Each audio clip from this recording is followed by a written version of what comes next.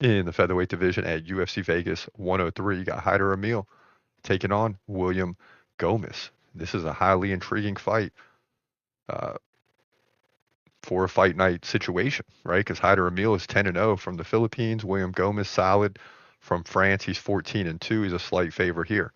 3 inches taller at 6 feet. He's 27. Amil 34. Gomis 3 inch reach advantage. He fights left-handed. Amil is a switch stance fighter, and Amil is very active. 6.3 significant strikes per minute to 2.7 for Gomis. That's not a good look. Both guys don't land a lot of takedowns, like one every 4 or 5 rounds. Amil also has a 78% takedown defense, coming off the win against Jiang Yang Lee by first round KO, Fernie Garcia, second round KO, and Emra Sanmez at the Contender Series by decision. He gave up 5 takedowns in that fight. That's a problem. Gomis beat the Brazilian Joe Anderson Brito by split decision in his last fight. Last time out, he gave up 3 takedowns, but led 43-29 in significant strikes, which usually outweighs the takedowns. But you got to give Brito credit. He had 2 submission attempts in that fight.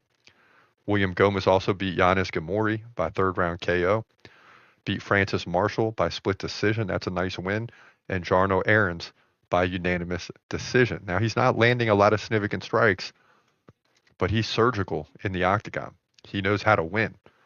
Hyder Amil will be a problem because he's 10-0.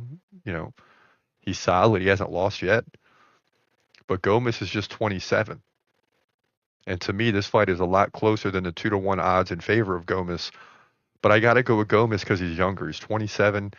You know, I always say this about the younger fighters that are just entering the prime or not quite in the prime. Whatever you saw last fight, they're going to be better this fight. So that's part of the prediction, is that Gomis is only getting better at this point in time. Even the 2 losses has helped him along the way. So I like William Gomis to win this fight. Just more experience, not in age, but in fights. He's got 16 fights to Hyder Amil's 10.